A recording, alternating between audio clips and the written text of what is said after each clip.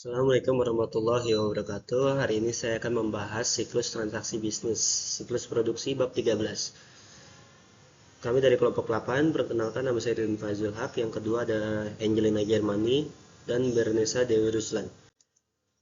Pengertiannya, siklus produksi adalah serangkaian aktivitas bisnis dan proses informasi yang berkaitan dengan pembuatan produk. Tujuannya memastikan produksi dan pembelian aset tetap dilakukan secara sah, efisien, dan akurat. Tujuan utamanya adalah pertama, mengotorisasi produksi dan pembelian aset tetap dengan benar, kedua, menjaga keamanan persediaan dan aset dalam proses, ketiga, mencatat transaksi secara efektif dan efisien dan akurat, keempat, mencegah penipuan, kehilangan, dan kesalahan pencatatan. Yang pertama, aktivitas siklus produksi. Siklus produksi menerima data dari siklus pendapatan atau pesanan dan penjualan, pengeluaran, serta penggajian, gaji, dan tenaga kerja. Sebaliknya, siklus produksi juga menghasilkan data seperti permintaan bahan baku, produk jadi untuk jualan, ketersediaan tenaga kerja, dan harga pokok produksi untuk laporan keuangan. Yang pertama ada proses. Di dalam proses ini ada beberapa tahap. Yang pertama ada Departemen Teknik bertanggung jawab atas pengembangan dan pembaruan spesifikasi produk. Yang kedua, file mesin berisi cara pembuatan produk, sedangkan file bahan mentah mencatat komponen yang dibutuhkan. Yang ketiga, data penjualan dan inventaris digunakan untuk perencanaan produksi. Yang keempat, perencanaan produksi memperbarui tingkat persediaan, jadwal induk, dan pesanan produksi baru. Data biaya yang terkumpul ditambahkan ke file pekerjaan dalam proses. Layanan persediaan mengelola permintaan dan pengeluaran bahan baku. Yang terakhir, Computer Integrated Manufacturing atau SIM mengirim instruksi ke stasiun kerja dan mengumpulkan data biaya serta aktivitas produksi untuk diperbarui ke sistem akuntansi. Selanjutnya yaitu pengembangan produk. Di dalam pengembangan produk ini, desain produk merupakan tahap pertama dalam siklus produksi yang bertujuan menciptakan produk sesuai permintaan konsumen dari segi kualitas, daya tahan, dan fungsi, sekaligus menekan biaya produksi. Pada tahap ini dihasilkan daftar bahan baku atau Bill of Materials yang berisi jumlah dan jenis bahan yang dibutuhkan untuk satu produk jadi, serta catatan operasi yang menjelaskan kebutuhan tenaga kerja serta mesin. Yang C ada penjadwalan dan perencanaan. Langkah ini dalam siklus produksi bertujuan menyusun rencana produksi yang efisien agar pesanan terpenuhi tanpa menumpuk persediaan. Dua metode utamanya adalah MRP itu yang menyeimbangkan kapasitas dan kebutuhan bahan baku atau push system, serta JIT yang produksi berdasarkan pesanan pelanggan atau pull system. Proses ini diatur melalui jadwal produksi, induk atau MPS, dan penggunaan kartu transfer untuk memantau bahan baku. Akuntan di sini berperan untuk memastikan pencatatan biaya akurat dan membantu memilih metode perencanaan yang paling sesuai. Selanjutnya yaitu proses manufaktur. Dalam fase ini, siklus produksi adalah proses manufaktur, yaitu tahap pembuatan produk secara nyata. Cara pelaksananya berbeda di tiap perusahaan, tergantung jenis produk dan tingkat otomatisasinya biasanya. Teknologi Computer Integrated Manufacturing atau SIM digunakan untuk mengintegrasikan sistem informasi dan mesin otomatis agar biaya produksi lebih efisien. Yang terakhir ada akuntansi biaya. Akuntansi biaya berfungsi untuk merencanakan, mengendalikan, dan menganalisis efisiensi proses manufaktur. Nah, di sistem ini mengumpulkan data biaya secara real time. Jadi, biar manajemen dapat mengambil keputusan yang tepat serta menentukan harga produk dan juga menghitung nilai persediaan dan harga pokok penjualan. Dua metode utama yang digunakan adalah biaya pesanan untuk produksi berdasarkan batch tertentu dan biaya proses untuk produksi massal. Biaya yang dicatat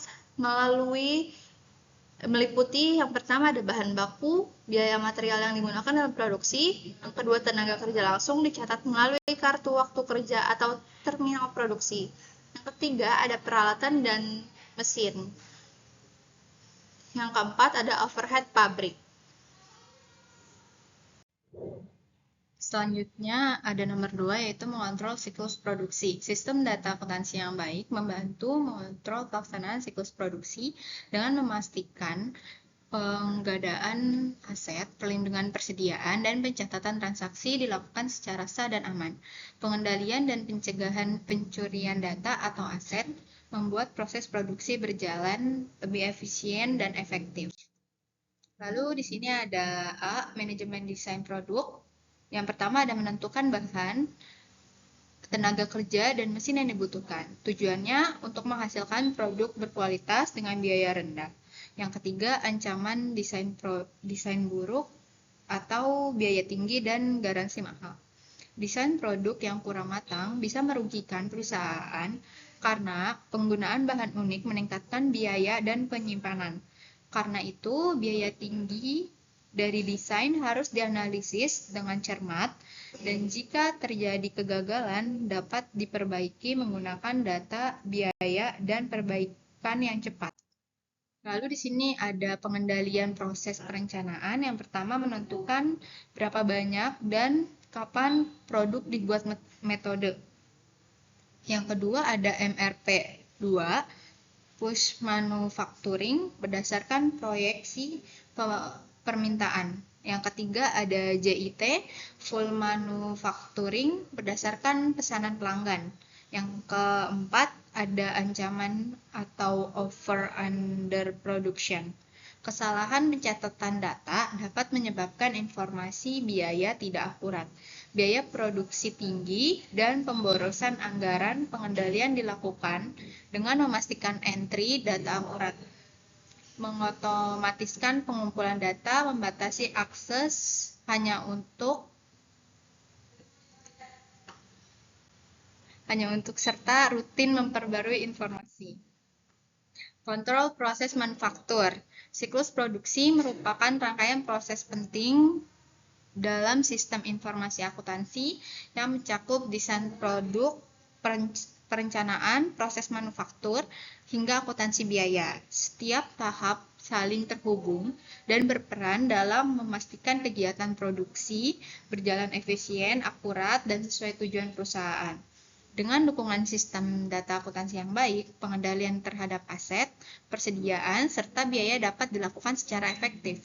Selain itu, penerapan teknologi seperti Computer Aided Manufacture (CIM) membantu meningkatkan efisiensi dan ketepatan data produksi secara keseluruhan. Pengelolaan siklus produksi yang baik dapat meningkatkan produktivitas, resiko kesalahan, dan mendukung pengambilan keputusan manajerial yang lebih tepat. D. Pengendalian akuntansi biaya. Kesalahan dalam pencatatan data akuntansi dapat menimbulkan informasi biaya yang tidak akurat, meningkatkan biaya produksi, dan menyebabkan pemborosan anggaran. Untuk mengatasinya, diperlukan pengendalian seperti memastikan entry data yang benar, mengotomatiskan proses pengumpulan data, membatasi akses hanya untuk personel berwenang dengan ID atau kata sandi, serta melakukan pembaruan data secara rutin agar informasi tetap akurat. Lalu ada E, manajemen ancaman secara umum. Dalam siklus manufaktur, ancaman umum seperti kehilangan data dan kinerja buruk perlu diantisipasi. Kehilangan data bisa disebabkan kelalaian atau gangguan sistem, sehingga perlu dibuat cadangan dan dibatasi aksesnya. Kinerja buruk dapat dicegah dengan pengawasan rutin dan pemanfaatan data dari sistem informasi akuntansi. Selain itu, data induk yang tidak akurat bisa menyebabkan kesalahan pembiayaan dan catatan inventaris. Pengendalian dilakukan dengan menjaga integrasi data, membatasi akses, memisahkan peran, dan mengatur otorisasi pengguna agar tidak ada karyawan yang memiliki kendali berlebihan. Flowchart pencatatan barang jadi. Bagian produksi membuat bukti pengiriman barang jadi, kemudian bukti pengiriman barang jadi akan dikirim ke bagian gudang. Bagian gudang akan mengisi kartu gudang, dan kartu gudang yang telah diisi akan dikirim ke bagian akuntansi. Bukti pengiriman barang jadi akan dikirim